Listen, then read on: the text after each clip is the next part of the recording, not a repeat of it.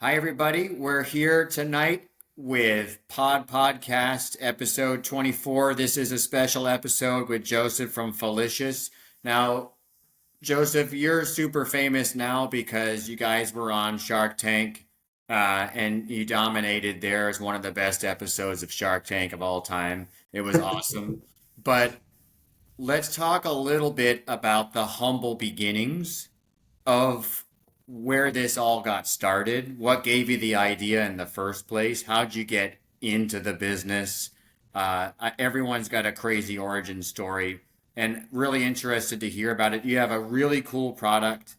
It's just there's nothing like it in terms of the authenticity to it. But how did it start, and how did you get from where you were then to where you are right now? Yeah, man.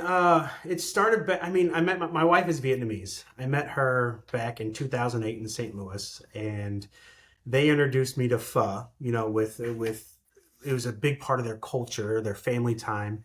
And I'm this typical Midwestern, guy. Like, what is this pho stuff? I'll go try it. And Yeah. she's like, no, it's pho. And I was like, okay, what's this pho? It's pho.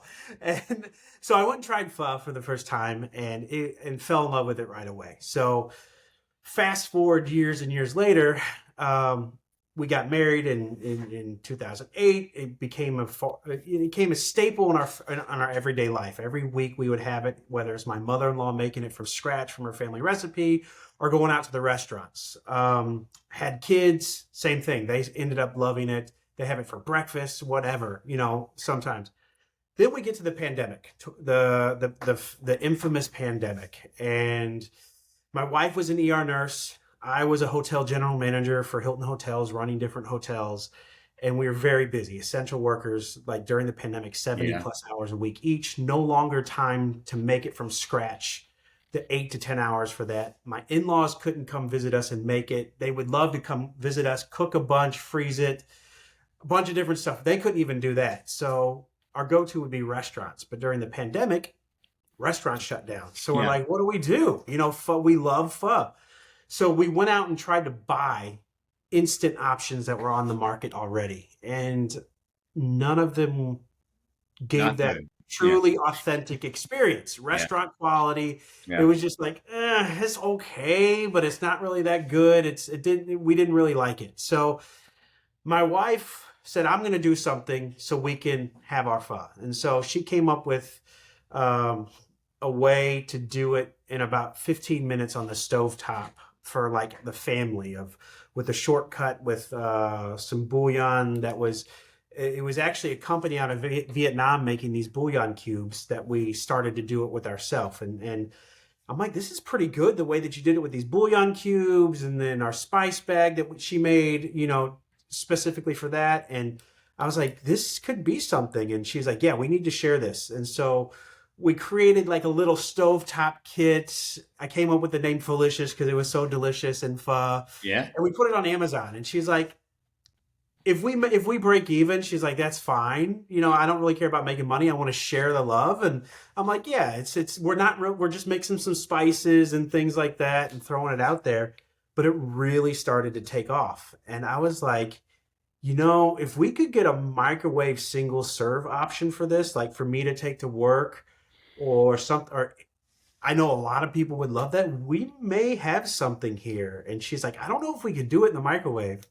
So her and Mama Two got together, and then that's when we found out that her mom, we call her Mama Two, was holding out on us. She had a secret recipe that she was didn't give my wife the full version of it, and Oh, really? so that's why it wasn't 100%. We're like, this is good, but it's not like Mama makes it. So Yeah. Mama Two got involved, and she finally gave up the goods, gave up the rest of the secret recipe, Wow. and they got it together in a microwave and we switched away and started making our own bouillon because we're like, we need the bouillon that we were buying that was from overseas was good, but it wasn't like boiling your own bone broth from chicken or beef. So we made our own bouillon Yeah. made with real beef tallow or rendered chicken fat, just like you're boiling down the beef bones yourself, and came up with a microwavable option that was on point. And so that's how like the company itself evolved, and that was in 2021. We launched on Amazon. And that was before tallow was cool. So you Yeah, guys, that was before beef tallow was cool because we right, knew right, that's how you make beef tallow. You boil down the right. bones, and that's part of the fat that's in Yeah, pho in general is yeah, that beef tallow yeah. version. So, um, People in Vietnam just they love texture and they love bones and they love cartilage, right? So like they're mhm. using all of that for flavor and Yes, the stuff that we throw out that has all that flavor in it. no, it's good. Don't throw it Yeah, away. right. And so we launched on Amazon, and shortly after in 2022, we applied to the QVC Big Find contest, and we won that contest, and we were on QVC all of 2022, like every quarter, sold out every time in 8 minutes, and we're like, we got something here, that's proof in the pudding right there. Yeah. And then we applied for Walmart Open Call and got invited to Walmart Open Call. Ended up getting a deal with Walmart and Sam's Club on the spot in 2022. And so we're like, man, we're on QVC. We got a potential deal with Walmart and Sam's Club, but we're in a 1,700 square foot commercial kitchen. It's Yeah. not going to cut it. Yeah. So we sold our house. We moved into a camper and we took all that money and went all in on the business. Wow. And we ended up moving to Houston to 10,000 square feet. And this was the make it or break it point for us. Yeah. We moved before we got our first POs from Walmart and Sam's Club with, but it's sort of like a catch 22. It's like you don't have the warehouse or facility ability to make it for Walmart and Sam's Club, but you can't do it unless you have that space. So you're like, what do? You got to go all Yeah. in. Yeah. So You we just gotta take moved. a leap of faith, really. Yeah, yeah. We moved and now we have this huge rent, $8,000 a month in rent, and we're freaking out. What do we do? What do we do? And then our Walmart buyer got promoted, so our buyer switched right in the middle of this, right after open call. Yeah. And then a new buyer's coming in that takes time for them to get us set up and actually make the PO. Yeah. So we really started freaking out. We're like, what are we going to do? How are Yeah. we going to make Yeah. rent? We're going to go out of business. Yeah. And you sold your house. And we sold our house and we're living in a camper. Well, at least moving was easy. We just had to hook up and go. Oh yeah, sure. But then we got on TikTok and every day it was just me and my wife as we're sitting here with the bowls, putting stuff down, putting stuff in the bowls, making it. We were live on TikTok 8 hours a day in our production room as we're making it. And just people, it caught on. It became like a little ASMR type video, people relaxing with people seeing us make it. We got to explain about the bowls, who we were, and our TikTok took off, which just exploded our online sales, and it saved our company in that transition Huh. of moving and actually getting our first PO with Walmart and Sam's Club. And then in that process too, HEB Quest for Texas Best here in Texas, they do that every year to find the best products in Texas. Yeah. We applied for that and we ended up winning grand champion and $35,000 in prize money, which helped us along that way really get for our next POs for HEB and launch in every HEB location. And then after that, then finally we started getting the Walmart and Sam's Club POs. So it sort of all came together Yeah. after that initial But leap. how But long was that? Was that months though? there was about a 4 to 5 month period that we were not sure what we were going to do. It was Yeah. a all in, make or break it, but going live on TikTok and really boosting our direct to consumer sales is what saved us in that period of limbo. That was our time, but pivoting and making it work, just getting hustling and bustling literally 8 to 10 hours a day live on TikTok, trying to build it and make sales. And, you know, it went from selling, 5 or 6 units a day online to selling 100 units a day online, just from that. And that was rent money.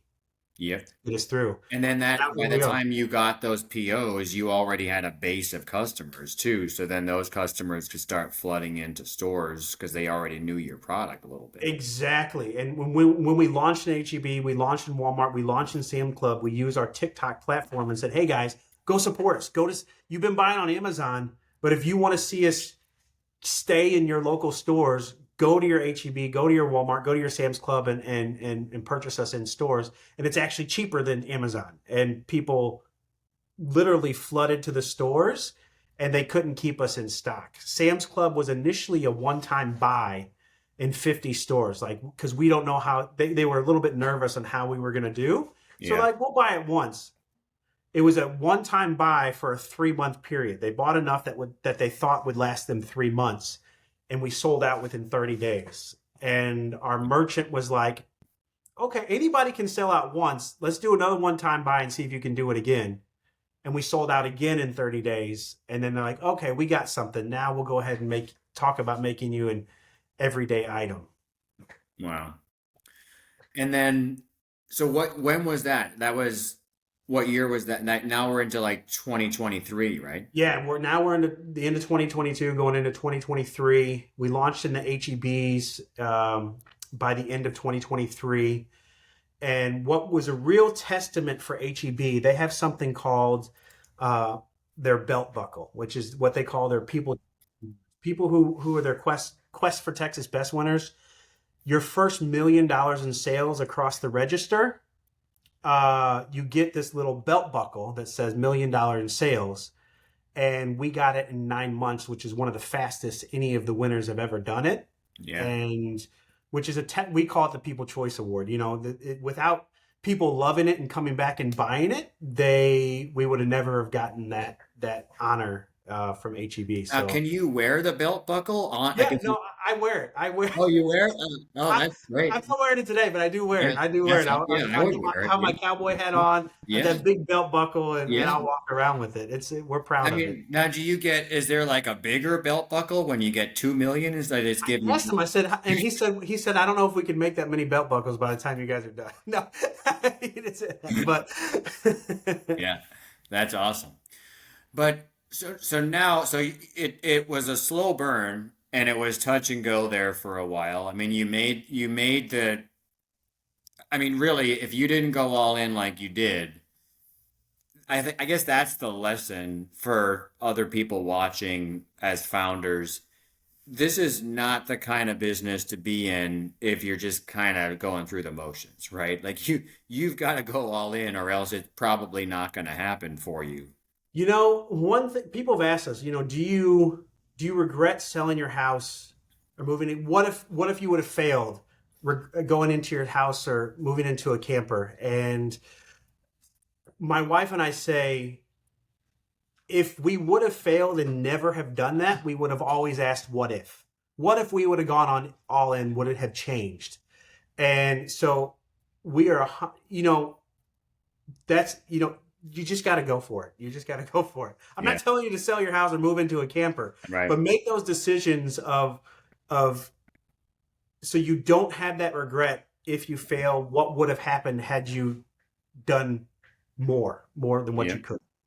That my coach in high school in track always said that run without regret. You got your race. You gotta leave it out there. If you only have one chance to do it right, and that was like a lesson that he taught everybody there. And it's like if you're gonna do something like this and go into business out of the out of thin air to make something like that, and you're going to do it halfway, why bother, right? Why bother? Just do something else, right? Yeah.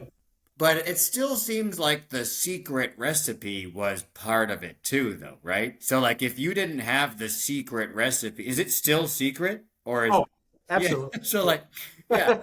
So like I mean that as much as you executed and you went all in and you took the risks, the product itself had to be good first Absolutely. and foremost.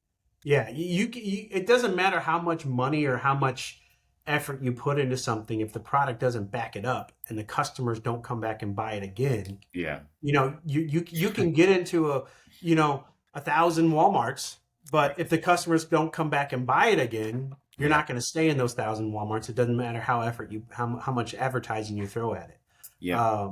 And the fact is, with our customer retention rate being close to 50% of all people who come back and buy it a second time, Yeah. and we have over a 20% rate of bringing people into the category new, into the instant noodle category who's never had instant noodles before, but they're coming in. 20% of those people are coming in just because of our product. That says something about what you got. Yeah, that's right. That's right. Well, and if you build that customer loyalty too, then they're going to follow you. So now you can open up into new doors and you can open up with new SKUs and line extensions and all sorts of things. And you've built that. Oh, wait, what do you have there? Like our ramen. Is that a brand new ramen product that you're Yeah, selling? this is one of the first bowls that we received off the press. Yeah, We're launching ramen in all HEB locations in March. So that's cool. it's a spicy ramen and chicken and beef flavor. And that's because we've had a product that's so good. They're like, okay, what else can you do? And we're like, here we go. We Yeah. got this. No, that's I mean that opens up a whole other audience too. There's pho people and there's ramen people. There's some people that do pho and ramen like me, but you're going to open up a whole other audience of people that are ramen heads that are going to love your product if it's got the same quality that the pho does. Yep. And now with Shark Tank and Kevin O'Leary being a partner, there's no telling where we're going to go. Yeah. Right. Well, you just merely had to, bootstrap and struggle for 5 years and then poof, the Shark Tank just fell into your lap right after that, right? So, but Yeah, yeah, pretty much. but yeah, well, I mean, you deserve it. But I think we should come back in a year or two and do another episode and see where it's gone from here because it feels like it's still in the early innings to where it's gonna go. So. Yep. Well, we're looking forward to it. Cool. Well, we're happy to be working with you. It's great knowing you, and we're rooting for you. So, Thank you, Peter. We appreciate it. all right.